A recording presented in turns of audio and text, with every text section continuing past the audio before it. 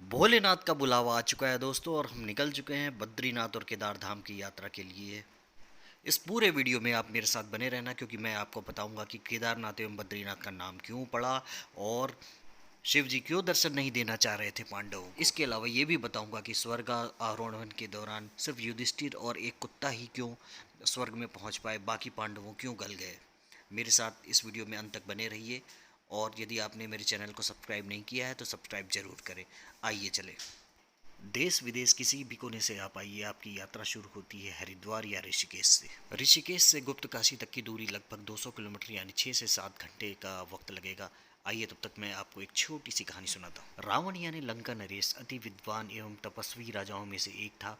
उसने अपने तपस्या के बल पर सरस्वती लक्ष्मी कुबेर तक को अपने वश में करके रखा हुआ था और वो चाहता था कि शिव जी भी उसकी लंका में आ जाए। रावण तपस्या करते हुए अपना एक एक सिर शिव जी को चढ़ाने लगा और अंत में आखिरी सिर चढ़ाया तब शिव जी उन्होंने दर्शन दिया और उन्हें वरदान दिया कि शिवलिंग ले जाओ लेकिन कहीं रखना मत, जहाँ कहीं रख दोगे ये वहीं स्थापित हो जाएगा। ऐसे में देवताओं की चिंता बढ़ गई। विष्णु जी ने इस समस्या का समाधान निकाला। रावण जैसे जैसे शिवलिंग लेके आगे बढ़ता गया, विष्णु जी उसकी नाभि में समा गए और अति लघु शंका आने के बाद उसने एक ग्वाले को शिवलिंग देते हुए कहा कि जब तक मैं ना आऊँ तुम इसे पकड़े रहना, लेकिन वह जाल में फंस चुका था। इस शिवलिंग को कर्नाटक के बैजनाथ महादेव के नाम से जाना जाता है। ऐसा माना जाता है कि द्वापर युग में केदारनाथ की स्थापना हुई। लगभग 500 वर्ष में बर्फ से ढके रहने के बाद इसका निर्माण पांडवों के द्वारा किया गया और आदि शंकराचार्य ने इसका पुनर्निर्माण किया था। केदारनाथ अति दुर्गम यात्राओं में से एक है जिसमें पथरीला रास्ता, घोड़े खच्चर की भीड़ और रास्ता सकरा है। महाभारत युद्ध के बाद लगभग 4 दशकों तक हस्तिनापुर पर युधिष्ठिर ने राज किया। उसके बाद वो एक दिन वो श्री कृष्ण जी के साथ महाभारत पर चर्चा कर रहे थे तो पांडवों ने कहा कि हम सब पर ब्रह्म हत्या एवं बंधु बांधवों की हत्या का पाप का कलंक है। श्री कृष्ण ने कहा कि इस पाप से मुक्ति सिर्फ और सिर्फ महादेव ही दिला सकते हैं। अपना राजपाट पूरा त्याग कर वो शिव जी की तलाश में केदारनाथ पर्वत पर वो पहुंच चुके थे, पर शिव जी बहुत नाराज थे। वो उनको दर्शन नहीं देना चाह रहे। शिव जी ने बैल का रूप धारण कर रखा था। पांडवों को शक हो चुका था। भीम ने अपने दोनों पैरों के बीच से सारे बैलों को गुजरने पर मजबूर किया, परंतु नंदी रूपी शिव जी जमीन पर धंसने लगे। भीम ने पहचान लिया और नंदी रूपी शिव जी के ऊपरी धड़ को पकड़कर उन्होंने शिव जी को दर्शन देने के लिए मजबूर कर दिया। शिव जी प्रसन्न हुए और उन्होंने स्वर्ग का रास्ता बताया। अब हम गुप्त काशी पहुंच चुके हैं। यहाँ पहुंचते पहुंचते हमें रात हो गई है। रात्रि विश्राम के बाद हम सवेरे के 3 बजे निकल चुके हैं गौरीकुंड के लिए। मई और जून के महीने में सबसे ज़्यादा श्रद्धालुओं का सैलाब होता है। अतः यदि आपको सुगम यात्रा करनी है तो फरवरी से मार्च या जुलाई एवं अगस्त में ही अपनी यात्रा करें। हमारा 10 लोगों का जत्था अब आगे के लिए यात्रा के लिए निकल चुका है। शासकीय दर पर 2950 रुपये का टिकट है घोड़े का, जो फिक्स है। सोनप्रयाग में लगभग हम 5 घंटे लंबी जाम में फंसे रहे। श्रद्धालुओं की ये अपार भीड़ मई और जून महीने में ही सबसे ज्यादा होती है। यात्रा संबंधी संपूर्ण विवरण आपको स्क्रीन पर मिलेगा, आप स्क्रीन पर नजर रखिए। तब तक मैं आगे की कहानी आपको बता। शिव जी के आशीर्वाद से पांचों पांडव स्वर्ग की ओर प्रस्थान कर गए। इस महायात्रा में युधिष्ठिर के साथ पूरे समय एक कुत्ता था।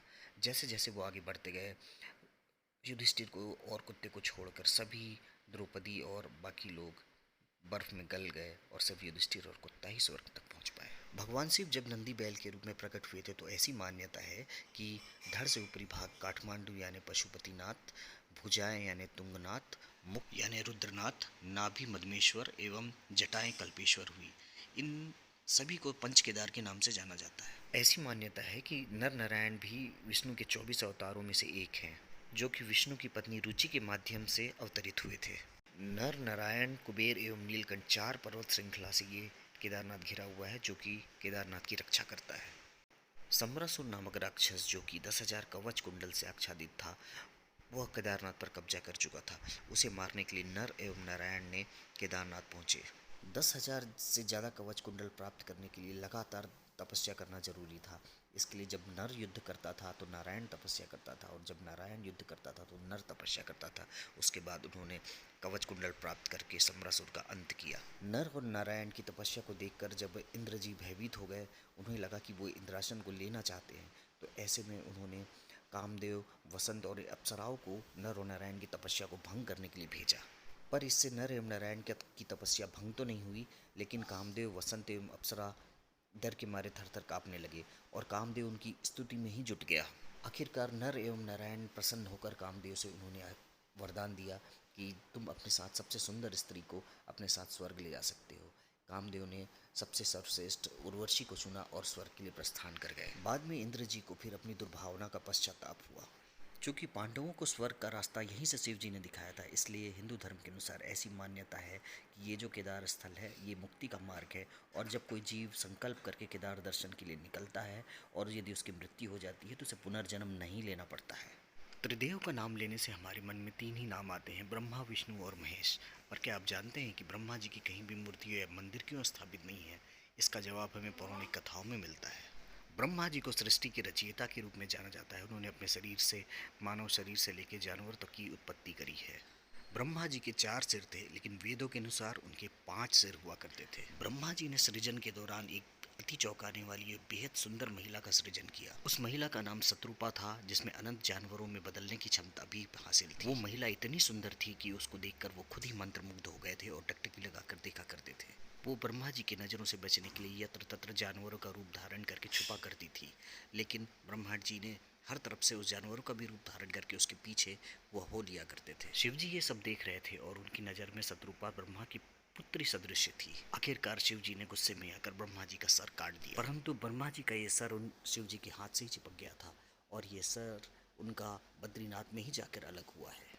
उसके बाद शिव जी ने ब्रह्मा जी को शाप दिया कि आज के बाद कभी भी तुम्हारी पूजा अर्चना एवं मंदिर की स्थापना नहीं होगी। बर्फ से ढके रहने के कारण केदारनाथ सिर्फ साल में 6 महीने के लिए खुला होता है एवं 6 महीने इसकी पूजा कहाँ की जाती है, ऐसी जगह मैं आपको लेके चलूँगा, आप देखते रहिए। गुप्त काशी से ऊखी मठ यानी ओंकारेश्वर मंदिर की दूरी लगभग 14 किलोमीटर यानी आधा पौन घंटे का वक्त आपको लगेगा। यहाँ पे बाकी के 6 महीने जब केदारनाथ मंदिर में पूजा अर्चना नहीं होती है तो भगवान शिव जी की मूर्ति को यहाँ स्थापित किया जाता है और इसकी पूजा यहीं पे की जाती है।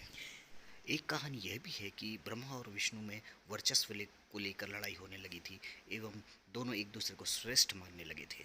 देवताओं को इस बात की चिंता हुई और वो शिव जी के पास गए इसका समाधान निकालने के लिए। और शिव जी ने ब्रह्मा और विष्णु दोनों को कहा कि जो शिवलिंग के एक छोर से दूसरे छोर की ओर चला जाएगा वो ही श्रेष्ठ माना जाएगा। ऐसा सुनते ही ब्रह्मा जी ने हंस का रूप धारण कर लिया एवं विष्णु जी ने सुअर का रूप धारण कर लिया और वो शिवलिंग की परिक्रमा के लिए निकल पड़े। विष्णु जी को कुछ देर में ही समझ में आ गया कि वो शिव जी से नहीं जीत पाएंगे, इसलिए वो वापस लौट गए, परंतु ब्रह्मा जी नहीं माने। परिक्रमा करते हुए वो केतकी फूल के पास पहुंचे और उसे इस बात के लिए मनाया कि वो ये बोले कि उसने परिक्रमा पूरी कर ली है। बाद में शिव जी को ये सब पता चल गया और उन्होंने केतकी फूल को ये श्राप दिया कि आज के बाद कभी भी किसी मंदिर में तुम्हें नहीं चढ़ाया जाएगा और ब्रह्मा जी की भी कभी मूर्ति स्थापित नहीं की जाएगी। केदारनाथ मंदिर के दर्शन के बाद हम आगे निकल चुके हैं। गुप्त काशी में स्टे करने के बाद हम बद्रीनाथ की ओर प्रस्थान करेंगे। बद्रीनाथ में जंगली जामुन यानी बद्री यानी बेर बहुतायत से पाए जाते हैं, इसलिए यहाँ का नाम बद्रीनाथ पड़ा था। बद्रीनाथ दर्शन के बाद हम माना गांव की ओर निकल चुके हैं। माना गांव भारत देश का अंतिम गांव है। यहाँ पे आपको आखिरी चाय की दुकान भी दिखेगी। बद्रीनाथ से 3 किलोमीटर की दूरी स्थित माना गांव में आपको भीम पुल, सरस्वती नदी, महर्षि वेदव्यास गुफा एवं गणेश गुफा भी दिखाई पड़ेगी। महर्षि वेदव्यास गुफा एवं गणेश गुफा जो कि लगभग 50 मीटर की दूरी पर स्थित है और ऐसा कहा जाता है कि यहीं से महर्षि वेदव्यास जी ने गणेश जी से महाभारत लिखवाई थी। और लिखते समय जब गणेश जी की कलम टूट गई थी तो उन्होंने अपने दांत का उपयोग किया था ताकि लेखन में कोई बाधा उत्पन्न ना हो जाए, इसलिए उन्हें एक दंत के रूप में भी कहा जाता है।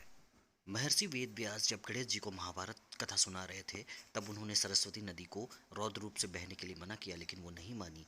गुस्से में आकर गणेश जी ने सरस्वती नदी को श्राप दे दिया कि जा एक दिन तू विलुप्त हो जाएगी। इसलिए सरस्वती नदी यहाँ से पाताल में समा गई है। और अंत में ये वीडियो पसंद आया है तो इसे लाइक करें, कमेंट्स करें और मेरे चैनल को सब्सक्राइब जरूर करें।